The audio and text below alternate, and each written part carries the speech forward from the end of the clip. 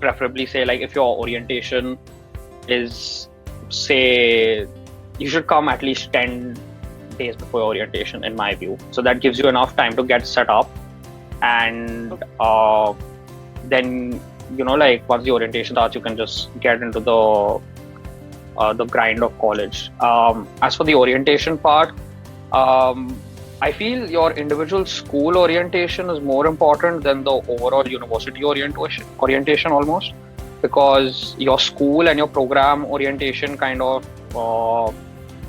is more directed towards what will be useful to you. Like, for example, we had a different Masters in Information Management orientation, which I found pretty useful, where they got professors and they got seniors, and they explained us different career paths and which courses we can take. And basically, it was a very interactive session where we could ask any doubts we had about anything.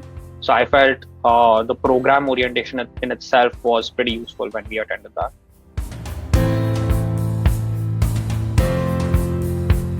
Okay, so for my program, we had a class strength of close to, I would say, 85 people.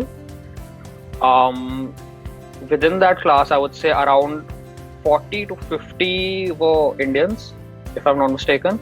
I think that would be the rough number. So you can take it a little more than 50% of the class was Indian, or slightly even more, like you can take it up to like 60% maybe.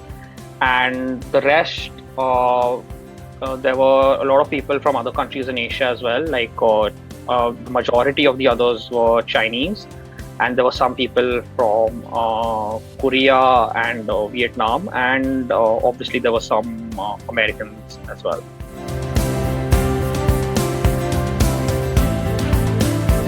At least for me, when I had my academics as well as I had my part-time job.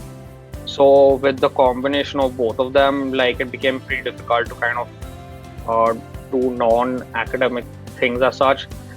You have like access within your fees to something called the IMA, which is basically the activities building, where like you'll have everything from swimming to tennis to badminton and basically anything that you want to do. So like I like being a fan of football and like just playing, we used to sometimes go and play football or badminton or something like that as time would allow. But I wouldn't say it was a regular thing. Whereas if some people, who maybe were not working part-time, they could kind of manage to make it more of a regular thing if they wanted to.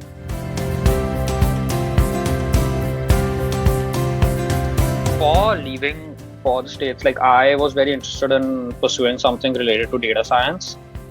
And at the time that I kind of left, the whole data science thing was just kind of starting off. Like, it's, I think, way more in fashion now, as if you can say that.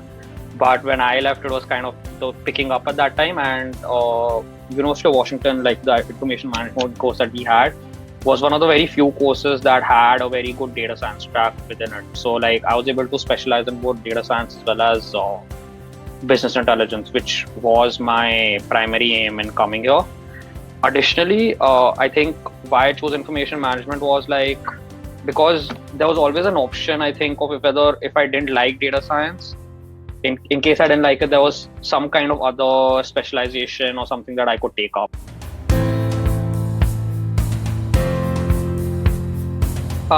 Okay, so generally you take at least 3 courses a quarter. So again, like in the University of Washington, like a lot of the West Coast universities, we have a quarter system and not a semester system. So a quarter system is basically something which lasts for a little around 3 months. So like we would start at September end and end in December, say. Whereas a semester system is where you almost go for almost 4.5 to 5 months. So it's longer.